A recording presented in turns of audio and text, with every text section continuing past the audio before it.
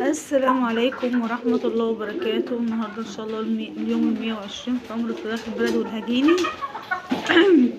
يعني كده يا جماعة. كملوا معايا كام 4 شهور بالظبط. طبعا ايه، عمال اقطع لهم عيش وخلي الدنيا كلها عيش. الفراخ البلدي بقى بتحب النعكشه، مخلوش حتى لو فيها عيش.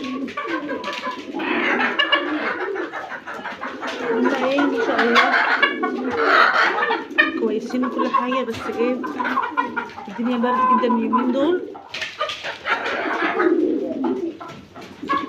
انا عاوزه افضلهم القفاصه دي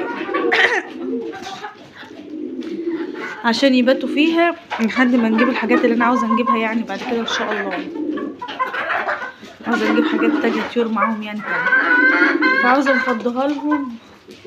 مش عارفه صراحه، يعني هيدخلوا يباتوا من نفسهم، هنعمل لهم ايه مش عارفه.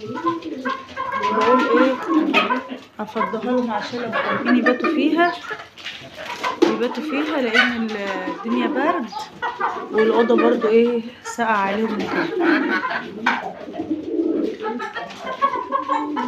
الفراخ بقى منتشره كده في كل مكان، عمالين ينقوا العيش. هما اللي مبعترينه بعتروه في كل حته ازاي برجليهم، بيحبوا ينعكشوا برجليهم وبعد كده يقعدوا بقى ينقوه ويدوروا عليه والحاجات دي كلها. ماشي. كان عندي فرخه امبارح كانت تعبانه شويه، الفرخه البيضه اللي هناك دي. النهارده الحمد لله منعنشه هي كويسه. كل فتره كده يا جماعه احط لهم حبايتين ريفو في الميه، الريفو كويس خالص في الصيف وفي الشتاء، ويعني ايه بيعدي معاك نزلات البرد والحاجات دي كلها، عشان برضو ما يجيلكيش موجة ولا يجيلك حاجة ايه تاخد الفراخ وتمشي. كل فترة احط لهم حبايتين ريفو في المية، حتى لو الحمام بيشرب معاهم الريفو كويس خالص كمان.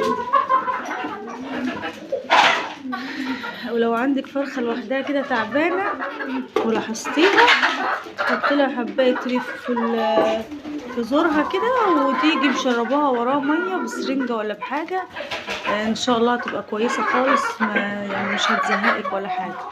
حصل معايا اكتر من مرة عملت كده وتنفع معايا. المهم ان احنا نصرف لهم في علاج ونصرف لهم في حاجة علشان خاطر ايه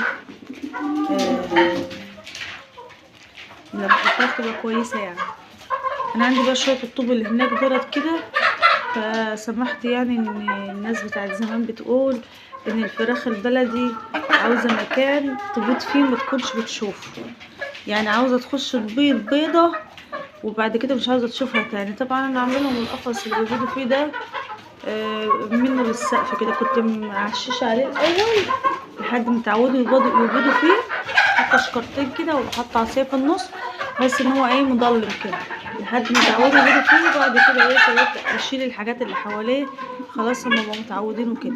فدلوقتي قلت لا بقى انا هعمل ايه، همسك الطوب ده اعمل لهم حاجه كده صغيره يبيضوا فيها، حتى لو عندك فرخه رقت ولا عاوزه ترقد ولا كده يبقى المكان كويس ليها وكده. فان شاء الله ايه لما نخلص الاوضه كده هنعمل لهم الحكايه دي تبقى كويسه ان شاء الله. كميه بقى العيش اللي قدامهم يا جماعه دي كلها يعني لو طلعت كمان ساعتين بالظبط هتلاقيهم يعني واكلين اكتر الكميه. طبعا الحمام هناك مش عارفه هو ايه عشقه في العيش، بتلاقيه ماشي ينقي وراهم كده، ينقي الذره وينقي العيش ينقي الاكل اللي على الارض، رغم ان انا ببقى حاطه لهم الاكل بتاعهم في المكان بتاعهم، بس تلاقيهم طول ما هما الاكل في الارض كده تلاقيهم بيلفوا وراه. هما بيبقوا حابين الاكل اللي في الارض سبحان الله. فتلاقيني بقى كده ايه بحط اكل كتير بزياده بحيث ان انتي تطلعي تلاقي الفراخ بتاعتك واكله شبعانه كده واللهم صل على سيدنا محمد، ان ايه يحمي معاهم البيض بسرعه. طول ما الفرخه واكله 10 فقرات كده تلاقيها بتحمي البيض بسرعه. لكن لما انت بقى تجوعيهم وتحط لهم اكل قليل هتلاقي البيض بتاعهم قليل خالص، وهتلاقيهم مفيش قدام معاك خالص اي حاجه. لحظة بس كده ايه، احط لهم شوية ذرة الحمام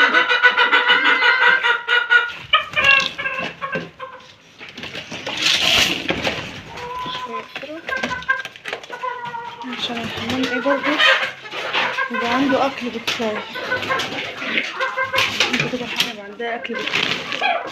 طبعا انا كل يوم ببص على الحمام بتاعي، اهم حاجة بس لما ببص على الحمام شوفيه طلع ولا لا اهي، عشان الحمام بيعمل حمام في نفس المكان، ولو طلع بقاله يوم ولا بتيجي تحب تبقي تغيري له لو عامل حمام ولا حاجه. مش راضي تعبطها تقريبا، ممكن تكون لسه مطلعتش، هي قاعده ومستمكنه مكانها كده، يبقى لسه مطلعتش. هي في حمام يعني انا سمعت ان الحمام بياخد 15 يوم، بس لما هو اول مره كده ممكن ياخد له 20 يوم ولا حاجه. يعني انا سمعت برضو ايه موضوع ال20 يوم ده لسه مجددا كده، فمش عارفه صراحه هو الحقيقي فين، يعني هي اول مره تبقى 20 ولا اول مره تبقى 15 يوم. بس انا الحمام اللي عندي الجزء اللي عندي خالص ده اللي هو هناك ده في الاخر ده صراحه ربنا 15 يوم بالظبط بنلاقي الحمام مطلعه. يا رب بقى الفيديو بتاع النهارده يكون عجبكم، ما تنسونيش في اللايك والشير وتشتركوا في القناه، والسلام عليكم ورحمه الله وبركاته.